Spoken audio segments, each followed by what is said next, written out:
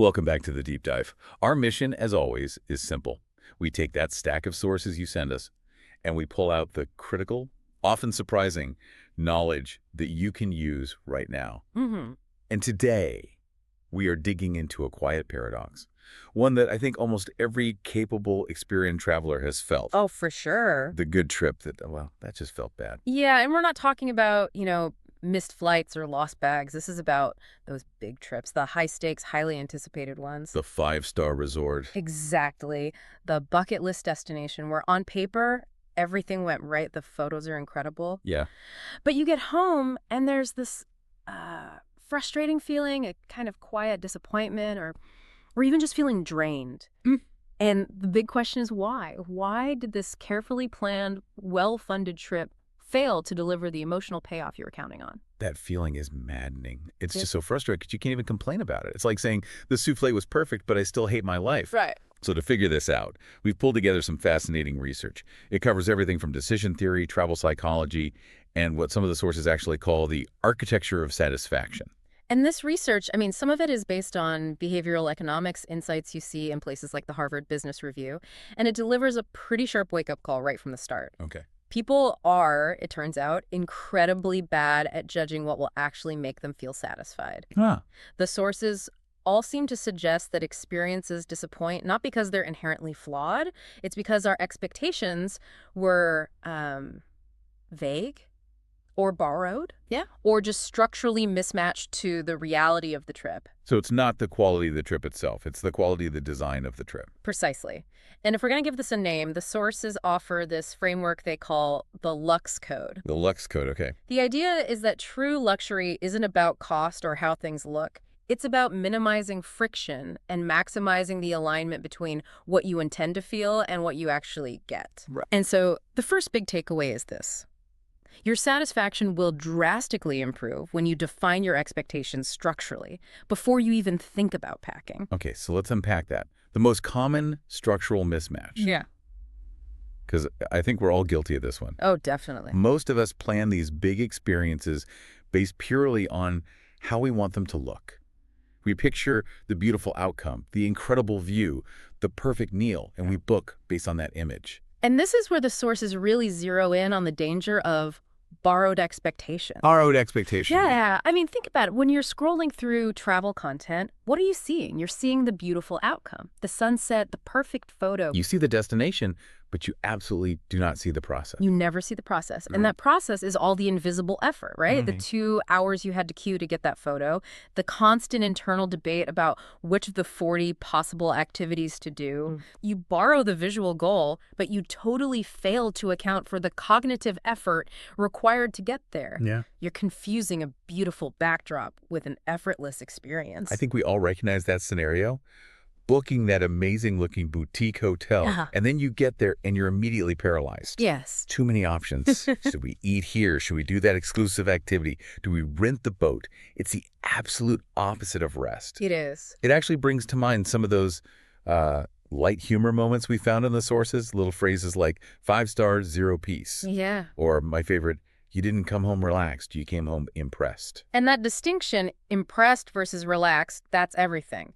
The impressive trip is high input, high stimulation, and high output, which means great photos. Right. But the truly restful trip, that's low input, low stimulation. Yeah. And when you've borrowed an expectation, you're constantly chasing the impressive, even when what you really needed was just recovery. But hold on, for an experienced traveler, isn't some visual inspiration necessary? Seeking out beautiful places kind of requires looking at beautiful photos, right? Yeah. Doesn't this much structure kill the magic, the serendipity of it all? That's a crucial point. It really is. The sources aren't arguing against inspiration. They're arguing against adoption. Ah. Inspiration is seeing something and thinking, that looks beautiful. I'd like to have a similar feeling. Adoption is, I must replicate that exact photo, that exact itinerary. I see.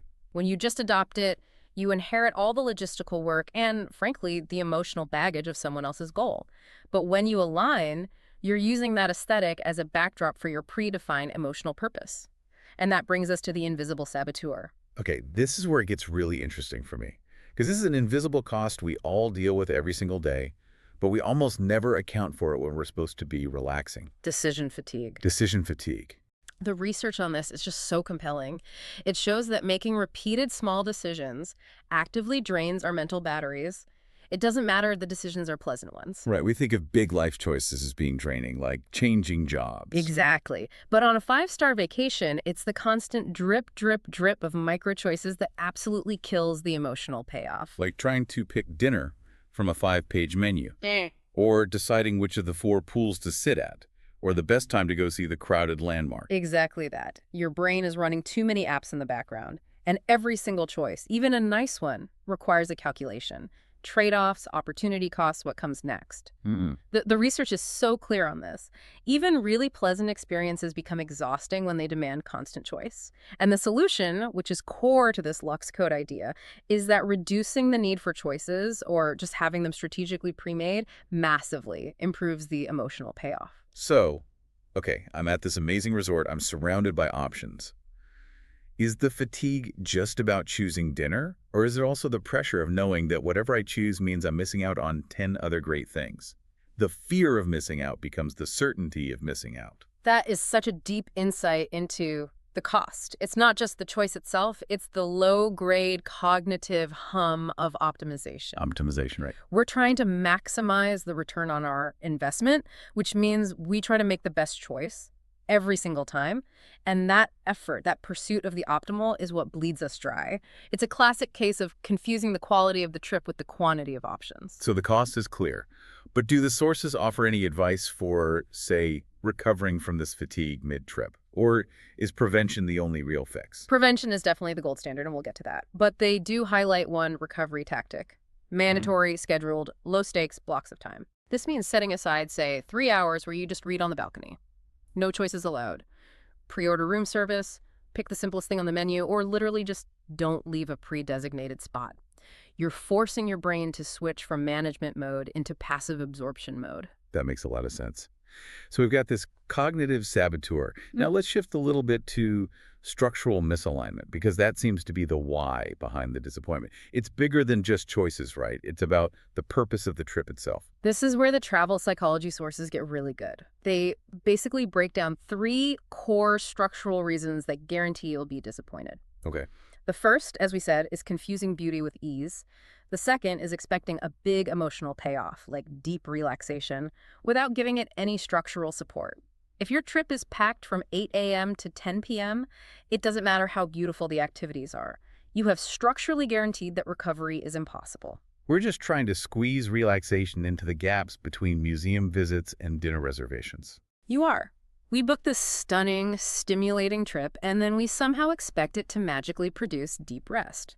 And the third, and this is the most common mistake for high achievers, is expecting recovery from a trip that was fundamentally designed for high stimulation. That structural confusion, that's the closed loop of disappointment right there. It is. Stimulation and recovery are 2 different animals. They require 2 completely different trip designs. Stimulation is all about new inputs, new sights, high engagement. Movement, excitement. Exactly. Recovery is the opposite. Low cognitive load, repetition, a lack of novelty, profound ease. The sources point out that we often expect the destination to provide this emotional relief, but if the trip is built on novelty and constant activity, it is, by definition, taxing, not restorative. So you're basically asking the destination to fix the exhaustion you brought with you from work by using a vacation structure that only adds a new, more complicated kind of exhaustion. It is a structural misdiagnosis. It really is. Yeah. Think about it like this. If you're burned out, your available energy is low. If you book a high-input stimulating trip, the energy required is high. And that gap, that delta between the energy you have and the energy the trip requires, that is the precise mathematical space where disappointment lives. So what does this all mean then? The sources are really suggesting that disappointment is a design problem, not a taste problem. It's an error in your planning strategy. Yes. So how do we pivot? How do we get from these borrowed expectations to creating what you're calling aligned experiences? The whole solution is about prediction and alignment. The research is so compelling on this. The alignment between the energy you have and the energy the experience requires is the strongest predictor of your final satisfaction. So the fix isn't a more expensive hotel. Yeah. It's a more precise design. Absolutely. The sources provide a really crucial four-step pre-booking blueprint. This is for the traveler who's already mastered logistics but is still struggling with that emotional return on investment. You have to front-load the emotional design. So what's step one? First, you have to decide what the trip is for before you book a single thing. Is the purpose recovery? Is it learning? Is it high sensory stimulation? Social connection? You need a singular, clear purpose, because if you demand two or three things, you will almost certainly fail at all of them. Purpose over aesthetics. Got it. What are the other steps in this strategy? Second, choose your pace before you choose your place. If you desperately need recovery, you commit to a low-pace structure. No 8 a.m. alarms, no complex transfers. You decide that before you decide between Bali and the Hamptons. Okay. Third, you have to match the energy required to the energy you actually have. And be ruthless about this. Be honest. If you've been working 60-hour weeks for a month, you simply do not have the 6 units of energy required for that high-stimulus city break. And the fourth step? Seems like the one that fights against our natural desire to have it all. It is. Step 4 is to stop expecting every single trip to deliver everything. Rest, learning, adventure, bonding. You can't get all 4 in 1 week. Clarity is what prevents disappointment. When you choose a singular purpose, you gain satisfaction because the experience is doing exactly what it was designed to do. But I want to come back to my earlier challenge on this. Doesn't this hyper-focus on purpose kill the joy of spontaneity? Yeah. What about stumbling onto an amazing market or finding that perfect little restaurant? That's where the power of alignment actually works for spontaneity, not against it. How so? If you've defined your core emotional need as recovery, and you've designed a low-input, low-choice trip to meet that need, what happens? Your emotional bandwidth is restored. You're not exhausted. Right. Serendipity is only enjoyable when you have the energy and capacity to appreciate it.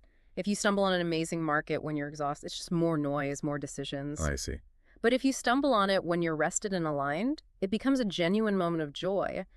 Alignment actually creates the emotional space for true spontaneity to happen. That simplicity is really powerful. When your expectations are clear, when you decide the purpose and pace first, the experience stops disappointing you. It can't, because it's doing exactly what you designed it to do. It's a satisfaction loop that you engineered yourself. Exactly. It moves you, the traveler, from being a passive recipient of a pretty picture to being the active architect of your own emotional experience. That's the Lux Code in practice. Wow. So this deep dive really uncovered the hidden architecture of dissatisfaction.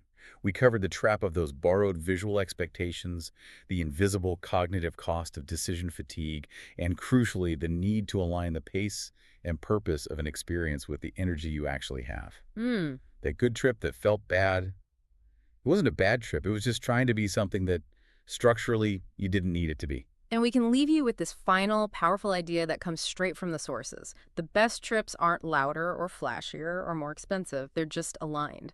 And that fundamental alignment is the Lux Code of a truly satisfying experience. So we'll leave you with this provocative thought for the road. If true satisfaction comes from defining your expectations before an experience even begins, what is the single specific emotional payoff, beyond just fun or nice, that you will intentionally design your next major planned experience, whether that's a vacation or even a project, to deliver? Think about it, and we'll see you next time on The Deep Dive.